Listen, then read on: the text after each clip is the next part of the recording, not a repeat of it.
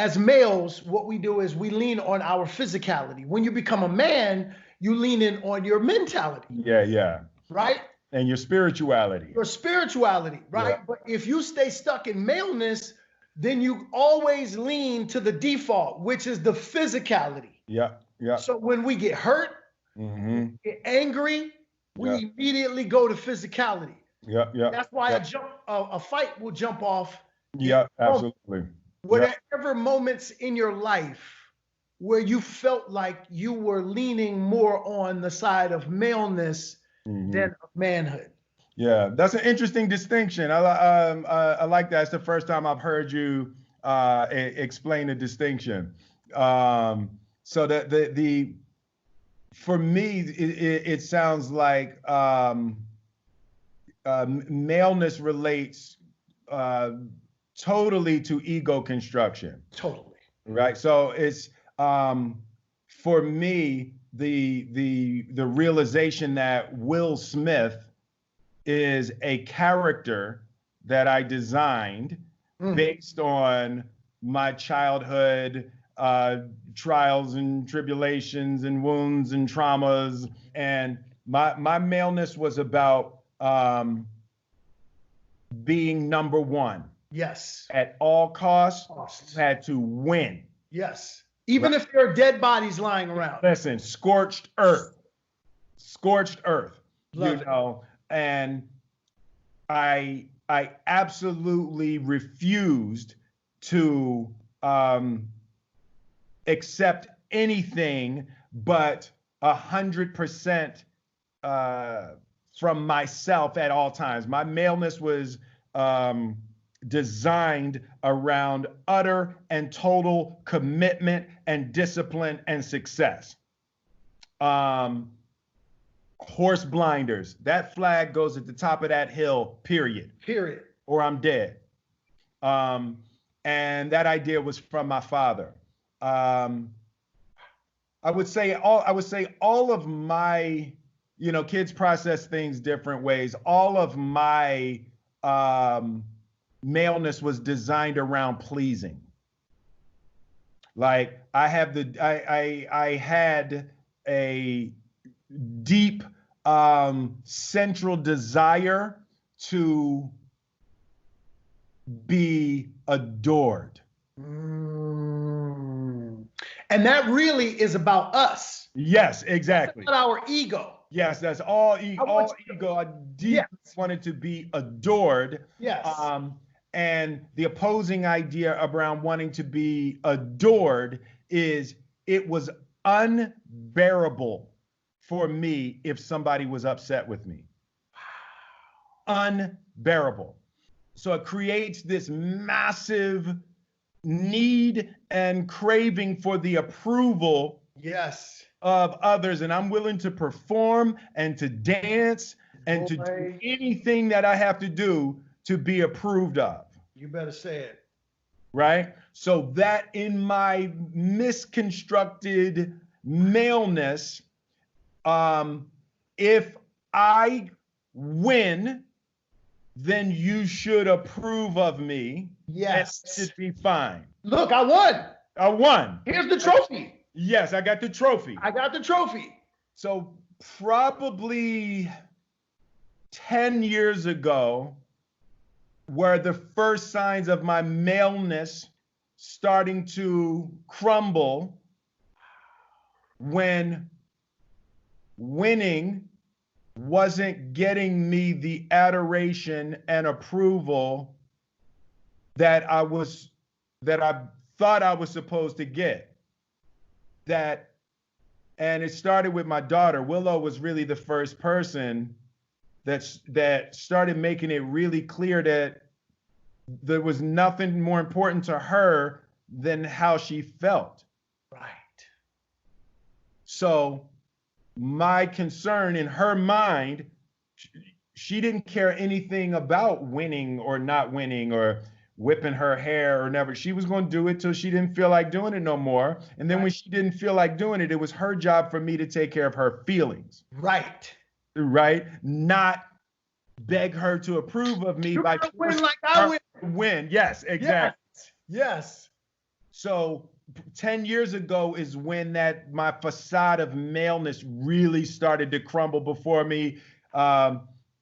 8 #1 movies in a row, all over 100 million. The run of life. No actor will ever have another run like this. Top of the world. Nobody will ever be able to do this. And my whole family and my personal life was scorched earth. Nobody was happy. And people were miserable and angry at being driven in that way. Yes. And as weird as it sounds, part of my matriculation from maleness into manhood was I actually, and it always, I've said it a couple times, it sounds weird as hell, I discovered feelings. Right? That's so good, bro. That's so good, bro. Because that's accurate. Yes. Because you go, oh wait, so part of living is this thing? Yeah. Yeah. Oh, okay. Okay. Right. And it was weird as hell, but like I said, Willow was the first person where I started to really have to stop trying to accomplish what I wanted to accomplish. Yes, even through her. Even through her, right? Because she had whipped my hair, top 10 record, all of that. Yes. She's like, yeah, I'm done. But really, her win was your win. Was my win. Yes, you were going to direct her. You were going to coach her in the ways of winning. Absolutely. Yes. Absolutely. Yes. Even if it killed her. Even if it killed, particularly if it killed you, because that means we really won if you died.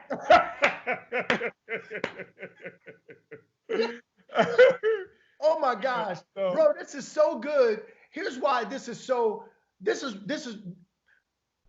the reason why this is so good is because I have often said, and you don't even know much about this part of my life, but I counsel a number of married couples, and I actually coach some pretty affluent people also. And one of the things that I say to them is that I know some folks who have everything. Yes. Right? The money, the what I call the accoutrements of accomplishment. Yeah. Yeah. Right? And they're miserable. Yes. I never said you, but it's awesome for people to go, there was a time where all of those accomplishments still left me empty. I'm sitting there and I'm going, I have all this stuff, but why is my family not happy? Right. Not connected? Why am I disconnected from my daughter? Why does she not see me as the champion that I see myself? Yeah. And it takes us matriculating from malehood to manhood. Because really, and I say this all the time, and I talk about this in the book, every man that you meet is a male, but not every male that you meet is a man. Yep, absolutely. Males seek to be served, while men seek to be of service. That's interesting. That really is what the true mark of manhood is about. Yeah. Because all of those things, everything that when you were driving her and going, I'm going to make you win, that still wasn't even about her. That was still about you. Exactly. That was about your own ego serving your own. Absolutely. Yes. I assumed that my definition of winning was everybody's definition of winning. Right? Right. Things I desired, everybody desires. That's right. Things I'm scared of, everybody's scared of. That's right. Right? And then in the realization that, wait, I made all these things up. Yep. Right? Like I constructed this idea and the things that I want and how I want to live and how I wanted my family to be and all of that. And wait, that's just me? Like I'm doing this by myself. And I remember one time Willow was probably, she might have been 6. and we're having a debate, and my life is starting to fall apart. And Willow reaches up. We're in the kitchen, and me and Jada were arguing about something. And Willow reaches up, and she's touching my face, and she says, "Mommy, it's so sad." And Jada said, "What?" Said, "Daddy has a picture of a family in his mind, and it's not us."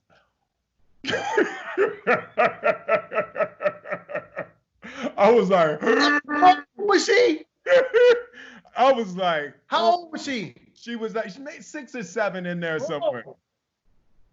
She said, "Daddy has a picture of a family in his mind, and it's not us." And I was like, wow. Let me tell you something. God sent her as a messenger. A messenger, exactly. No question. Exactly. Wow, man. You know what's so interesting about this, and so let me offer you this. In the book, I talk about how you know, as men, our assignment is to be of service to the women and children in our life. Yeah, I tell folks often that acting is my passion, but activation is my purpose. Love that. Now, let me tell you something. You may not have said it, but you're the same person. We have the same purpose. Oh, yeah, absolutely. We have the same purpose. Yeah, we probably have some similar wounding. No question, bro. Like, you know, it's so funny. I have often said that my marriage began as a man. My marriage began the day that I stopped trying to change my wife to accommodate things that were broken in me. Exactly. Yeah. Did you ever find yourself in that space? Oh, absolutely. Yeah. It's you know, it was a brutal transition for me. You know, I talk about it in terms of having to retire my picture of what the relationship needed to be. When I had to just let go. And, you know, it started when Willow said that thing to me. And having to really, truly reevaluate my perception of Jade. I couldn't even see her. I wanted what I wanted so bad that I couldn't even perceive who and what she really was. Right. I could only see what she wasn't in terms of my picture. Man, that's good, boy. You know, and in that transition from maleness to manhood, a big part of manhood for me has been the realization that there is no external circumstance I could manifest that would make me happy. There's no amount of money I could make. There's no amount of sex I could have. There's no amount of adoration I could really receive. There's not that happiness is an internal condition that is deeply connected to healing your childhood wounds and curing the scourge of maleness. Yes, indeed, all day long. Oh, that's too good, man. Yeah. It's so phenomenal for everybody to be able to hear someone who really has access to anything they want, to be able to say, that's not the stuff that's going to make you happy. I often tell folks that people who are really accomplished and use these resources, we think because, you know, the layman who doesn't have those particular resources, they feel like, well, if I had those, if I had an endless supply of Jordans. Yes, exactly. If I had a helicopter. Yes, right, exactly. You know, if I owned an island. Yes, exactly. I'd be happy. I'd be like, no, you'd be distracted. You'd be distracted from your unhappiness. Well, You'd be distracted from your brokenness. You'd be distracted from your traumas. Yeah. But that wouldn't make you happy. Your life is a reflection of you, right?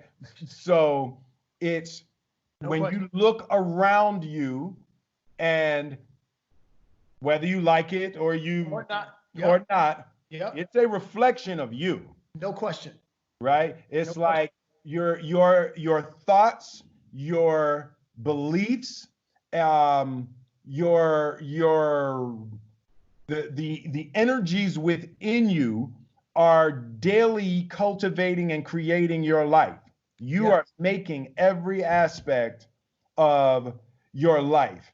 And the only place to look when something doesn't work for you is internally. And I would say that's another way to say that. The mark of transitioning from the maleness, the ego center, to moving to true manhood is shifting the searchlights from external to internal.